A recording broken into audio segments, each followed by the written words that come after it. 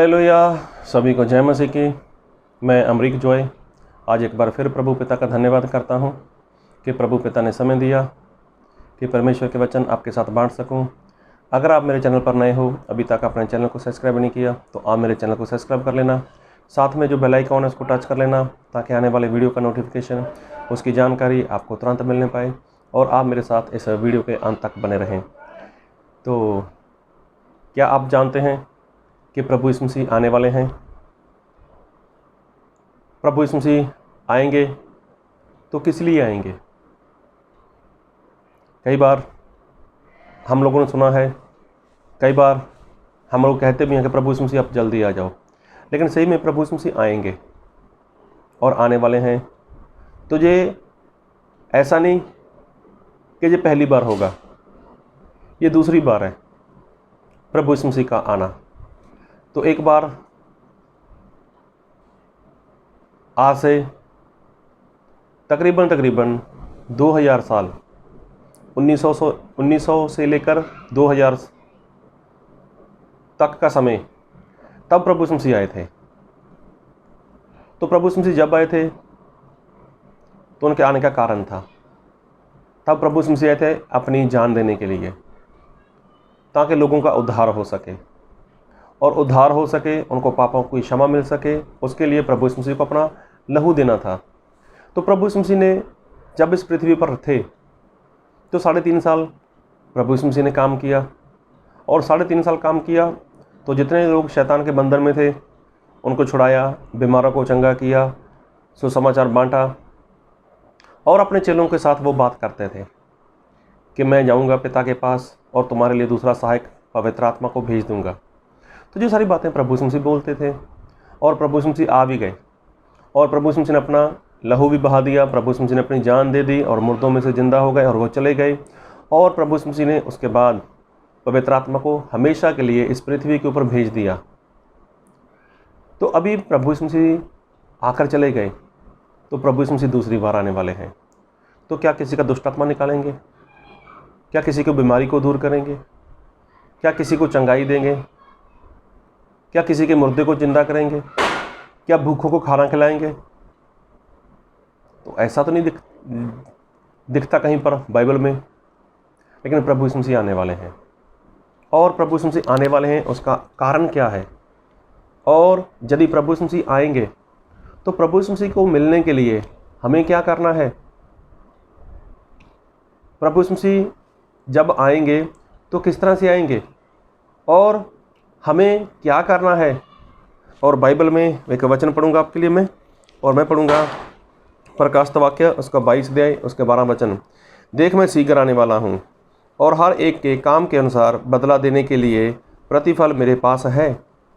तो देखो, प्रभु यीशु मसीह ने ऐसा बोला कि मैं शीघ्र आने वाला हूँ, मैं जल्दी आने वाला हूँ, और हर एक को उसके काम के अनुसार बदला देने के लिए प्रतिफल मेरे पास है। तो इसका मतलब प्रभु यीशु मसीह ना तो चंगाई के लिए आ रहे हैं, ना छुटकारे के लिए आ रहे हैं, ना किसी को शैतान के बंधन से छुड़ाने के लिए आ रहे हैं, लेकिन ना ही प्रभु यीशु मसीह अपनी जान देने के लिए आने वाले हैं। तो प्रभु यीशु मसीह आ रहे हैं, जो फल है, जो प्रभु यीशु मसीह के हाथ में फल है, प्रतिफल वो प्रभु यीशु मसीह के हाथ में है, और वो लेकर प्रभु यीशु मसीह आने वाले हैं। तो फल कब मिलेगा, और फल किसको मिलेगा, और फल आता कहाँ से है? किसी बाग से, किसी मंडी से, किसी खेत से? तो क्या परमेश्वर ऐसा फल लेके आने वाले हैं? क्या प्रभु यीशु मसीह सेब, केला, संतरा वगैरह लेके आने वाले हैं, या कोई और किस्म का फल लेकर आने वाले हैं? तो ये बात पक्की है, सच्ची है, और मानने योग्य है कि प्रभु यीशु मसीह दूसरी बार आएंगे। और अब की बार प्रभु यीशु मसीह ना तो प्राण देने के लिए आने वाले हैं, ना किसी को बचाने के लिए आने वाले हैं, लेकिन प्रभु यीशु मसीह अभी आएंगे सिर्फ और सिर्फ वो बदला देने के लिए। मतलब उनके हाथ में फल है, और फल किसको मिलने वाला है हम वो भी देखेंगे। और मैं एक वचन पढ़ूंगा आपके लिए, गलातियों उसका 5 अध्याय और उसके 7 वचन से। धोखा ना खाओ, परमेश्वर ठट्ठों में नहीं उड़ाया जाता, क्योंकि मनुष्य जो कुछ बोता है वही काटेगा। तो देखो, मनुष्य जो कुछ बोता है, मनुष्य मतलब चाहे आप हो, चाहे मैं हूँ, चाहे कोई भी है, वो किसी भी देश का रहने वाला हो सकता है, किसी भी जाति का हो सकता है, गोरा हो, काला हो, लंबा हो, नाटा हो, पतला हो, मोटा हो, कैसा भी हो, कोई भी भाषा बोलने वाला हो। तो यहाँ पर बात हो रही है मनुष्य। क्या लिखा है कि मनुष्य जो बोता है उसी को काटेगा। अभी देखो, इंसान जो बोता है तो वो किस लिए बोता है? कि उसको फल मिले। हम लोग देखते हैं गेहूं की खेती करता है इंसान, गेहूं के खेत में जब वो डालता है तो उसके बाद उसको फल मिलता है उसका। फिर इंसान चावल की खेती करता है, उसको खेत में बोता है, तो कुछ समय के बाद उस फसल को काटता है, फिर क्या मिलता है? उसको फल मिलता है, उसके ऊपर जो मेहनत की होती है वो फल मिलता है। इंसान किसी बाग में कोई फल का पेड़ लगाए, उसके ऊपर मेहनत करता है, उसकी देख रेख करता है, तो उसके बाद उसको फल मिलता है। तो यहाँ पर लिखा है, एक बार फिर पढ़ूंगा, गलातियों 5:7, धोखा ना खाओ, परमेश्वर ठट्ठों में नहीं उड़ाया जाता, क्योंकि मनुष्य जो कुछ बोता है वही काटेगा। बोने वाला इंसान है, बोने वाला इंसान है, काटने वाला भी इंसान है, लेकिन उसका फल देने वाले वो परमेश्वर है। और वही फल प्रभु यीशु मसीह के हाथ में होगा। जो बोया वही काटना पड़ेगा, और जो उसका फल मिलेगा और जितना मिलेगा उतना ही परमेश्वर फल देंगे। तो बात को बहुत ध्यान से सुनना। हमारे परमेश्वर वो घूस नहीं लेते, मतलब रिश्वत नहीं लेते, वो किसी के साथ बेईमानी नहीं करेंगे। उनके पास जो तराजू है उसमें वो पूरा पूरा ही तोलते हैं। अभी लिखा, जो इंसान बोएगा वही काटेगा। और प्रभु यीशु मसीह बोला, मैं शीघ्र आने वाला हूँ और फल मेरे हाथ में है। तो इंसान जो बोएगा उसको वो काटना होगा। और बाइबल में ऐसा लिखा है कि जो परमेश्वर हैं उनके बारे में ऐसा लिखा है। और मैं पढ़ूंगा आपके लिए वचन, प्रकाशित वाक्य उसका 2 अध्याय उसके 23 वचन। मैं उसके बच्चों को मार डालूंगा, तब सब कलीसियाँ जान लेगी कि हृदय और मन का परखने वाला मैं ही हूँ, और मैं तुम में से हर एक को उसके कामों के अनुसार बदला दूंगा। तो यहाँ पर लिखा है कि काम के अनुसार प्रभु यीशु मसीह वो बदला देने के लिए आ रहे हैं। तो काम क्या? आज आप जो भी मजदूरी करते हो, आज आप जो भी काम करते हो, आप अगर कोई मजदूरी करते हो, दिन में मजदूरी करते हो, किसी के लेबर की घर पे, किसी के इंडस्ट्री में, जैसे भी कहीं पर भी आप लेबर करते हो, मजदूरी करते हो, तो क्या आपको उसका फल नहीं मिलता है? फल तो मिलता है। जो आपने काम किया, जितना आपने काम किया उसका उतना ही फल तो आपको देगा। काम आपने किया, किसी का काम आपने किया तो उसका फल आपको मिलने वाला है। तो यहाँ पर भी प्रभु यीशु मसीह ऐसा बोलते हैं कि मैं सामने वाले को उसके काम के अनुसार फल दूंगा। और एक वचन पढ़ूंगा आपके लिए, प्रकाशित वाक्य उसका 14 अध्याय उसका 13 वचन। फिर मैंने स्वर्ग से जय शब्द सुना, लिख, जो मृतक प्रभु में मरते हैं वह अब से धन्य हैं। आत्मा कहता है, हाँ, क्योंकि वह अपने सारे परिश्रम से विश्राम पाएंगे और उनके कार्य उनके साथ हो लेते हैं। तो यहाँ पर भी प्रभु यीशु मसीह बात करते हैं अपने अच्छे लोगों के लिए, कि जो लोग प्रभु यीशु मसीह में मतलब मर जाते हैं, उनको क्या होगा? उनको विश्राम मिलेगा और उनके काम उनके साथ साथ जाते हैं। कोई इंसान बुरा काम करे, मतलब वो भी बोता है। कोई इंसान अच्छा करे, वो भी बोता है।